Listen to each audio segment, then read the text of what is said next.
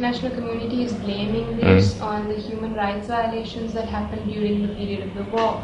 So what would you say? Do you say there were certain human rights violations on the side of the field forces?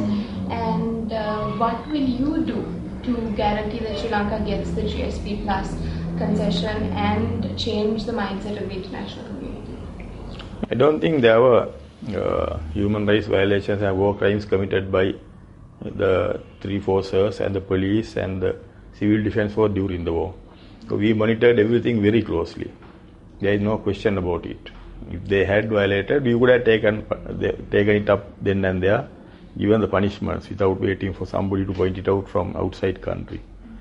I ensured that there are 1000% discipline in the army throughout the war, 2 years, 9 months. I was personally supervising down to very lower level. But those who did not know how we fought the war, who were just trying to pass down irresponsible instructions and trying to deal unprofessionally with the junior people, like Secret Defense trying to contact the junior commanders in the field.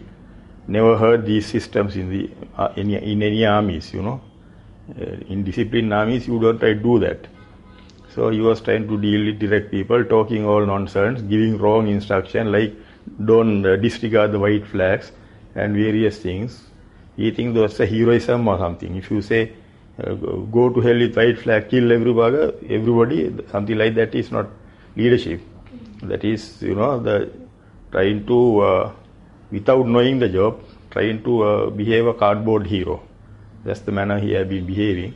But they were not carrying out those stupid instructions. But they were doing carrying out my instruction because I had very tight control throughout the war. And they behaved very well. And I don't think there were any abuses. But I saw in American report, I'll give you the reference later on, that said that Secretary Defense has admitted there were abuses from the government side during the war. So to whom is he referring when he says government? Government did not fight the war, the military fought the war. So in other words, he is saying that there were abuses from the military. He has said that to those the US officials. So we'll get that report out one of these days. On the subject of the US and the Secretary of Defense, when you went to the US a couple of months back, they had asked you for an interview with regard to the Secretary of Defense. But you couldn't have faced that interview. Some said that you had agreed to it. Is that true? You had agreed to the interview? No, I never agreed. Okay. Earlier they said that I can reject if I want, and that will go on record against me because I am a permanent resident. I am not a citizen like Secretary Defense. I have a green card only. But when they said I can reject if I want, I was not interested to make an official complaint to embassy or to the country, Sri Lanka. But I only told my private lawyer to one of my friends.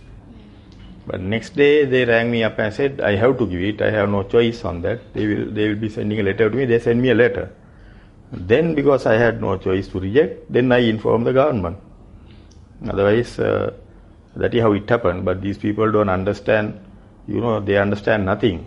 The Secretary Defense and the President and the ambassador there, they are always holding on to the wrong end of everything. No, so they confuse the total matter. Then after that, I was told, because they said that they want to interview me about the war crimes involvements of Secretary Defense. Earlier they said Defense Minister. When I said Ministry President, they said no, that is his brother, Secretary Defense. So, but when I was there, I learned before that Secretary Defense went to USA, he has been questioned for 2 hours. So I have a feeling, I am very well confident that he must have mentioned my name for something during those the interrogation, 2 hours by the immigration. That is why they wanted to contact me and check back something about what he uttered most probably. That's why they said they want to interview me about his involvement. But he never had mentioned that to anybody in this country. It only came out because I went there. Otherwise nobody knew that he was interrogated for 2 hours. He didn't even tell me before I left.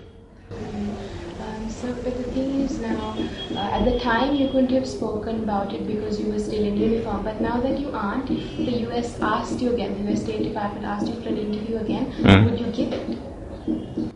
No, there is no reason if they ask me about what happened during the war, in good faith, because we did not make any offences, committed any offences. We did everything as per the international rules and regulations. The army I commanded behaved very well. They never committed any war crimes. They never violated the human rights. They followed everybody, all my officers who worked directly under me actually, who were on operations, offensive operations. So I can give that assurance. I know that they listened to my orders and they did the right thing.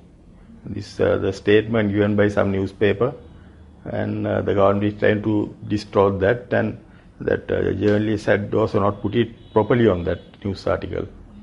So the government is trying to exploit on that, trying to say we are betraying the army and various things. But the whole army knows what I am made of. I'll never betray the army who won the war for me, but they betrayed us. I'll give you a very good example. When Colombo University wanted to give doctorates to 3 service commanders, president, secretary and 3 service commanders, president refused to accept the doctorate for the 3 service commanders. He went with his brother, went on the stage and took the doctorates from Colombo University. So that's the way they betrayed us. But we are not like that.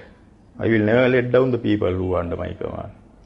Even if I have to go before any international court or something. The troops know that. They are confident about me.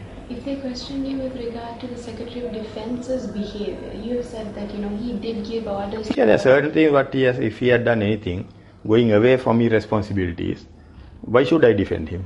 Mm-hmm. If he had violated the human rights, or if he had got in only war crimes, directly or indirectly or something, if he has not done his job, he tried to do my job or something, and try to interfere into the army, the performance, operational performance, there is no reason for me to defend him. And if I have to tell the truth, I will tell. But only thing, I don't want to waste my time over a useless fellow like him. And then there's the other thing that the government is coming under a lot of pressure with regard to its relations with the international community. So if you came, and there's a lot of talk about how they've made a couple of blunders in that area, but if you came into power, how would you carry out relations with the international community? India is the closest neighbor. We can't do anything to upset make them upset about their security sentiments, security concerns, so we have to be careful about that. Then other countries like who are doing trade with us, like China on one side, then some East European countries on the other side during the war, and even otherwise long-standing friendly countries, we have to maintain relationship. Then West, we antagonize them because we were not cooperating when they want to clarify something. If there are doubts, why should we hide anything? We have nothing to hide about the operations and the war. We should have been very open with them without trying to antagonize them. And we have to maintain good relationship with them. That will help us to get, I think, GSP plus also most probably.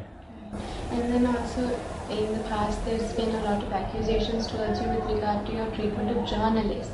But this morning you said that when you came into